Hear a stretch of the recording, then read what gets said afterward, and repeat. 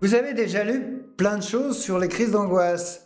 Vous avez regardé beaucoup de vidéos, mais rien ne fonctionne. Vous essayez de respirer, de penser positivement, d'avoir des mantras, d'éviter les situations qui déclenchent vos crises. Et malgré ça, reviennent encore et encore.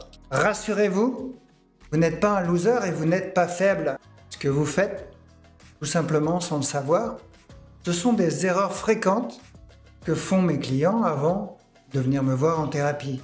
Aujourd'hui, je vous montre les 4 erreurs les plus courantes, mais surtout ce qui est important, c'est comment les corriger. La première erreur, un classique du genre, c'est d'éviter les situations qui vous font peur. Vous croyez vous protéger de la peur, en réalité, vous la renforcez. Plus vous évitez, comme les transports en commun, les réunions, les magasins, les supermarchés, plus votre cerveau associe ces lieux à un danger. Et encore une fois, je vous le dis, vous n'êtes pas faible, c'est juste un circuit de la peur qui se renforce par l'évitement. Ça se fait dans le cerveau, au niveau des connexions des neurones. La solution, c'est de vous exposer progressivement, petit à petit, avec une intention ferme et claire. Je peux avoir peur, mais je reste dans la situation. Si vous avez peur, par exemple, de prendre le métro, eh bien, vous pouvez commencer par peut-être faire une seule station, ou peut-être même aller dans le métro et remonter. Je sais, ça va vous coûter un ticket de métro, mais peu importe. Vous allez dans la station, vous ne montez pas dans le métro, vous remontez à l'air libre, mais vous n'avez pas pris le métro, mais vous avez déjà fait un premier pas.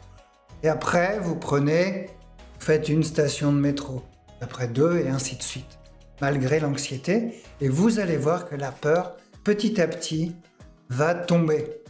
La deuxième erreur, c'est chercher à tout prix à vous rassurer.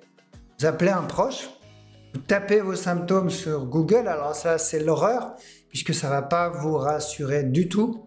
Google va vous proposer les pires symptômes que vous puissiez trouver, ou refaire un électrocardiogramme, un scanner, un IRM, pour être sûr qu'il n'y a pas eu d'erreur. Alors sur le moment, ça va vous soulager pendant une semaine peut-être, mais ça va renforcer le doute à long terme.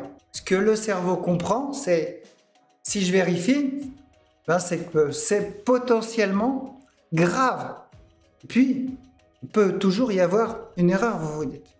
La solution, c'est d'accepter l'inconfort passager sans chercher une réassurance immédiate. Vous allez voir petit à petit, la crise en fait va diminuer d'intensité et vous allez apprendre surtout à vous rassurer vous-même. Et toujours à mes clients, imaginez que vous êtes marin avec un bateau, puis vous avez de quoi pêcher. Vous allez dans ce village où les gens ont du mal à se nourrir et pourtant ils ont un océan plein de poissons. Alors vous, qu'est-ce que vous faites? Vous avez un grand cœur, pêchez tous les jours pour eux. Vous habitez avec eux, vous pêchez. Tout se passe bien pour eux, ils mangent à leur faim, ils sont contents. Vous aussi. Et un jour, vous vous cassez la jambe. Pendant 1 mois et demi, ils n'ont plus à manger. Ils n'ont pas cherché non plus à développer autre chose. Vous auriez dû faire, c'est leur apprendre d'abord à pêcher.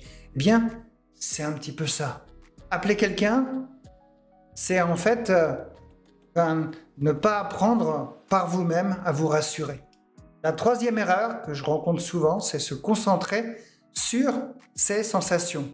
Oh là là, je sens que mon cœur bat très fort. Et puis, vous avez un tensiomètre avec un bracelet. Et puis, vous regardez, effectivement, vous voyez que votre cœur, il bat beaucoup. Vous écoutez votre souffle. Et vous vous dites, est-ce que mon cœur ne va pas s'arrêter? Est-ce que je ne vais pas suffoquer? Eh bien, plus vous écoutez votre corps, plus les sensations augmentent. Vous passez en mode surveillance, hypervigilance, et après, ça s'amplifie. La solution peut être la focalisation externe. Focalisation externe, c'est diriger votre attention sur autre chose. Vous ancrez, c'est-à-dire respirer vers l'action. Je souffle pour ralentir le cœur, pas pour me calmer. Peut-être une technique très utile. L'erreur 4, attendre que la peur disparaisse avant d'agir et vous pouvez attendre parfois très longtemps. Je ferai cette réunion ou j'irai à cette réunion quand j'irai mieux. Je sortirai quand je serai prêt. Et le problème, c'est que vous n'êtes jamais prêt, vous reportez au lendemain. Le cerveau, en fait, ne désapprend pas la peur. Tant que la peur guide vos choix, eh bien les crises d'angoisse restent aux commandes. La solution, reprendre le pouvoir avec la peur petit à petit. Il n'est pas besoin que la peur disparaisse pour avancer et j'y vais quand même. Ces erreurs, je les ai vues des centaines de fois chez mes clients. Ce n'est pas de l'ignorance, ce n'est pas de la bêtise, c'est juste un réflexe de survie que vous avez. Mais maintenant, vous qui avez regardé cette vidéo, eh bien, vous les connaissez bien. Vous pouvez sortir du cercle. Et en plus, cerise sur le gâteau, je vous ai préparé une vidéo offerte dans laquelle je vous montre une méthode simple, étape par étape, pour reprendre le contrôle sur vos crises. Juste ici, sous la vidéo, dans la description.